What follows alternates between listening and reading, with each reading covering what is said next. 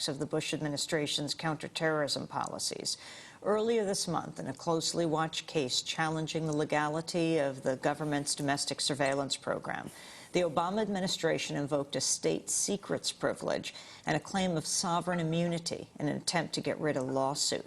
Meanwhile, the Obama administration faces a deadline today to act on whether it'll release 3 classified Bush administration memos that authorize the use of torture. The Wall Street Journal is reporting Obama's wavering on a pledge to fully release the memos. To talk more about this, we're joined by Glenn Greenwald, constitutional law attorney, political and legal blogger for Salon.com.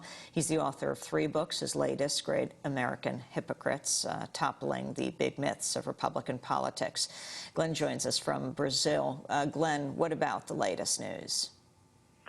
Well, I think it's one of the 2 interesting aspects of it is that, number one, the article suggests in the Times that these abuses are not Bush-era abuses, but are abuses that are, according to the article, ones that took place in, quote, recent months, and that the abuses were caused by the 2008 FISA law that the Democratic Congress, with the support of George Bush and Barack Obama, passed. And at the time, the opponents of that bill, across the board, were warning that what this bill does is it guts all the core safeguards that had been in place since the enactment of FISA in 1978, and that the exact kind of abuses that this article reports would be essentially inevitable.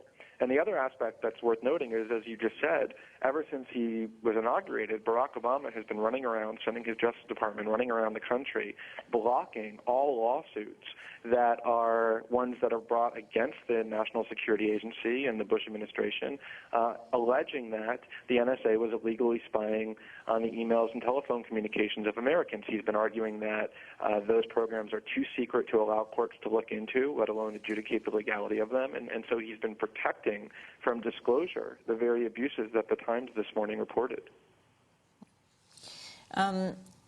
Glenn, can you talk about the significance of the Jewel versus NSA case? Yeah, that is an amazing case, because what happened was in 2008, when the Democrats voted for that FISA bill, part of what the FISA bill did was it immunized the telecoms from the lawsuits that were pending based on this illegal spying. And what the Democrats said at the time was, well, don't worry about the fact that we're immunizing the telecoms, because we're not immunizing government officials, the Bush officials who ordered the illegal spying. You can still impose accountability on them. And so the organizations that had brought the lawsuits against the telecoms took the Democrats at their word, like EFF, Electronic Frontier Foundation, and they commenced lawsuits against the Bush officials who ordered the illegal spying. And that was a lawsuit commenced in October of 2008 called, that's the Jewel case that you just referenced. And in October 2008, the Bush administration said to the lawyers who brought the lawsuit, well, we don't really have time to answer the lawsuit because we're going to be on our way out the door in January, so we'd like to extend the time to answer into April of 2009, so the new administration can be the ones who handle this lawsuit. And of course, the plaintiffs' lawyers were ecstatic. They thought, well, of course we'd rather have Obama answer the lawsuit than Bush. And yet, last Friday, the Obama administration, the Justice Department, filed the first response to this lawsuit, one claiming that the Bush administration illegally spied on Americans. And what Obama said was, number one, that the program that the lawsuit is alleging occurred, the activities that it's alleging are too secret, and grave national security harm would result if the court looked at this program and ruled on whether it was illegal, and thus demanded its dismissal.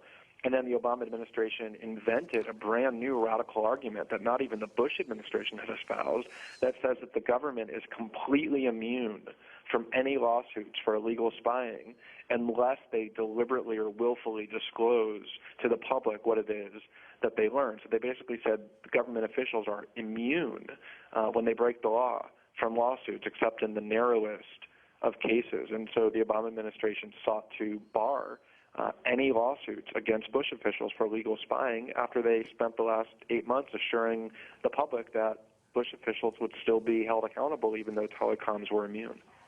Explain more, Glenn Greenwald, about this issue of sovereign immunity. Well, the idea of sovereign immunity, actually is one that comes from the British king. The idea was that the king is too important and too elevated. He's the sovereign, and therefore is immune from being sued by his subjects. And when the Constitution was written, essentially the idea of sovereign immunity became the government can't be dragged into court by citizens unless it agrees in advance to waive its sovereign immunity. And what the Congress has done in many, many cases was pass laws that essentially say that if government officials do certain things, the immunity is waived and they can be sued. And in the wake of the eavesdropping abuses that were discovered and documented in the mid-1970s as a result of the Church Commission, the Congress passed numerous laws that the president signed into law that said exactly that. They passed FISA and the Wiretap Act and amendments to the Stored Communications Act, which explicitly say that if the government illegally engages in surveillance on Americans, they can and they can be sued.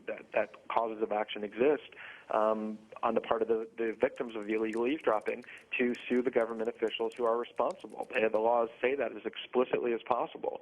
And what the Obama administration is claiming is that there are provisions of the Patriot Act which secretly or implicitly repeal those laws, and that the intent of the Patriot Act was to immunize government officials, to expand the sovereign immunity so that government officials can no longer be sued for illegal eavesdropping, notwithstanding these explicit laws that say that they can, in the absence of claims that they willfully disclose to the public what they learned. In other words, government officials, according to the Obama administration, can sit there and read your emails and listen in on your phone calls, even when doing so is illegal, and even when they know that what they're doing is illegal, and you can't sue them unless they willfully disclose to the public what it is that they learn. It is an extraordinarily extremist claim of government immunity that, as I said, not even the Bush administration espoused, and it's designed to protect government officials, including Bush officials, from any consequences for having spied illegally on Americans. Glenn, I want to ask Thomas Tamm, do you think government officials, the telecoms, should be held accountable? Absolutely. You know, when I was in OIPR, we worked every day with the telecommunications companies. They knew what was legal. They knew what they were authorized to do.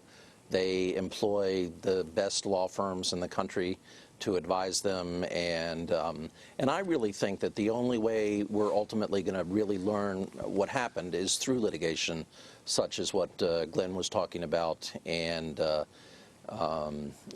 with regard to the immunity. I mean, to me, why don't we find out what was done, and then you can make a discretionary decision as to whether you want to go forward in any other fashion, or whether good faith is a valid defense. Personally, I think that the Bush administration officials should be held accountable. I'm actually learning something, as I have in the past, from hearing Glenn talk or reading his blog about this sovereign immunity. I was unaware of that, and that's truly disappointing. And Glenn Greenwald, very briefly, the significance of what Thomas Tamm did back in 2004 when he slipped into the D.C. Metro and made that phone call to the Times.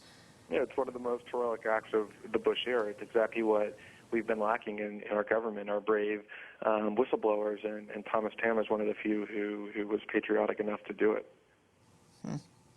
And lastly, Glenn Greenwald, 30 seconds on the torture memos, what they said. Well, these torture memos are the most graphic of the documents that exist, where they not only generally redefine torture, but explicitly authorize the tactics that are clearly war crimes. They said it's perfectly permissible to wrap people's heads in towels and bang them against the wall. These are not intelligence documents. These are laws that our government operated under, and the idea of keeping these concealed, secret laws is as tyrannical as it gets, and this is a huge test for the Obama administration today. I want to thank you both for being with us. Glenn Greenwald, constitutional law attorney and political and legal blogger for Salon.com. And Thomas Tamm, congratulations on receiving the Ridenour Prize today. It's going to be streamed at ridenour.org for whistleblowers who speak out in these critical times. Thanks so much for being with us. This is Democracy Now!, democracynow.org, the War and Peace Report. When we come back, our exclusive interview with death row prisoner Mumia Abu-Jamal.